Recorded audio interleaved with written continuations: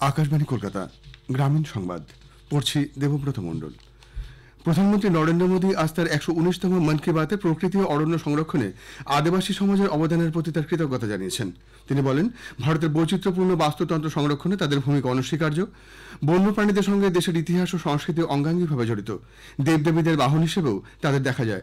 সুন্দরবনে বনবিবির পুজো করা হয়, যার বাহন হল বাঘ। প্রধানমন্ত্রী এক্সাম ওয়ারিয়ার্সদের আসন্ন পরীক্ষা সাফল্য কামনা করেন। পরীক্ষা পে চর্চা অনুষ্ঠানে তিনি ছাত্রদের পরীক্ষায় ভীতি দূর করার ব্যাপারে পরামর্শ দিয়ে বলেন, ইতিবাচক দৃষ্টিভঙ্গি নিয়ে সবাইকে এগোনোর পরামর্শ দেন। পরীক্ষার সময় বিশেষ করে শরীরের যত্ন নিতে হবে। এর পাশাপাশি মানসিক স্বাস্থ্য উন্নত করার উপরও জোর দেন তিনি।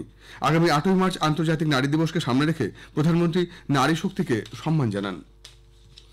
পুরুলিয়ার বান্দোয়ানের বোরো এলাকায় আবারও বাঘের আতঙ্ক ছড়িয়েছে।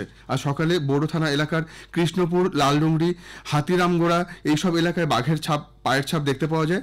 চাষের জমিতে স্থানীয় বাসিন্দারা এই ছাপ দেখতে পান। বন দপ্তরের কর্মীরা নজরদারি চালাচ্ছেন। কেন্দ্র আগামী 19শে মার্চ কৃষক সংগঠনগুলির সঙ্গে পরবর্তী দফার বৈঠকে বসতে চলেছে।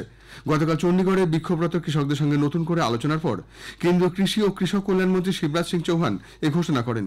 শ্রী চৌহান বলেন যে কৃষক সংগঠন কিষাণ মজদুর মোর্চা এবং অরাজনৈতিক সংযুক্ত কিষাণ মোর্চার সঙ্গে আলোচনা অত্যন্ত সৌহার্দ্যপূর্ণ পরিবেশে অনুষ্ঠিত হয়েছে। কেন্দ্রীয় মন্ত্রী পীযূষ গোয়েল এবং প্রহ্লাদ যোশী ছাড়াও পাঞ্জাবের অর্থমন্ত্রী হরপাল সিং চিমা এই বৈঠকে উপস্থিত ছিলেন। বাজারে মিনিকেট, বাঁশকাঠির মতো সরু চালের দাম বেশ কিছুদিন ঊর্ধ্বমুখী থাকায় সাধারণ মানুষ সমস্যায় পড়েছেন। এমতাবস্থায় চালের দাম নিয়ন্ত্রণে আনতে রাজ্য সরকার বেশ কিছু পদক্ষেপ গ্রহণ করেছে। চালের বেআইনি মজুতদারি ও কালোবাজারি আটকাতে বাজার দর নিয়ন্ত্রণে গঠিত টাস্কফোর্স বাজারগুলিতে হানা দিচ্ছে। তবে নতুন চাল বাজারে আসার আগে এই সমস্যা পুরোপুরি কমবে না বলে রাইস মিল মালিক ও চাল ব্যবসায়ীদের একাংশ জানিয়েছেন। চালকল মালিকরা জানাচ্ছেন, 2 বছর অন্য দেশে চাল রপ্তানি বন্ধ ছিল, তবে 2024 সালের শেষের দিকে থেকে পুনরায় তা চালু হয়েছে। অন্যদিকে বাজার দর নিয়ন্ত্রণে রাজ্য সরকার গঠিত টাস্কফোর্সের সদস্য রবীন্দ্রনাথ কোলে জানিয়েছেন, চাহিদার তুলনায় এখন চালের যোগানে টান পড়েছে। অকাল বৃষ্টিতে ভিজে যাওয়া আলু নিয়ে দুশ্চিন্তায় পড়া চাষিদের পাশে দাঁড়ানোর সিদ্ধান্ত নিয়েছে রাজ্য সরকার। মুখ্য সচিব মনোজ পন্ত সুফল বাংলার মাধ্যমে ভিজে আলু কিনে নিতে জেলা শাসকদের নির্দেশ দিয়েছেন। বৃষ্টির জেরে কয়েকটি জেলায় চাষিদের আলুতে ব্যাপক ক্ষয়ক্ষতি হয়েছে। কোথায় কি পরিমাণ ক্ষতি হয়েছে তাও খতিয়ে দেখারও নির্দেশ দেওয়া হয়েছে বলে নবান্ন সূত্রে খবর। এ ব্যাপারে বিশেষ গুরুত্ব দেওয়া হচ্ছে বাঁকুড়া ও পূর্ব বর্ধমান জেলাকে।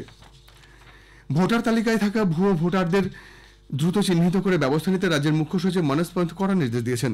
নবান্ন থেকে গতকাল এক ভার্চুয়াল বৈঠকে জেলা শাসকদের উদ্দেশ্যে বার্তা দিয়ে তিনি বলেন, কোনোভাবেই যাতে ভুয়ো ভোটার কার্ড তৈরি না হয় তা দেখতে হবে। আবেদন জমা পড়ার পর যথাযথ যাচাই হচ্ছে কিনা সেদিকেও নজর দিতে হবে বলে নির্দেশ দিয়েছেন তিনি। গ্রামীণ সংবাদ শেষ হলো।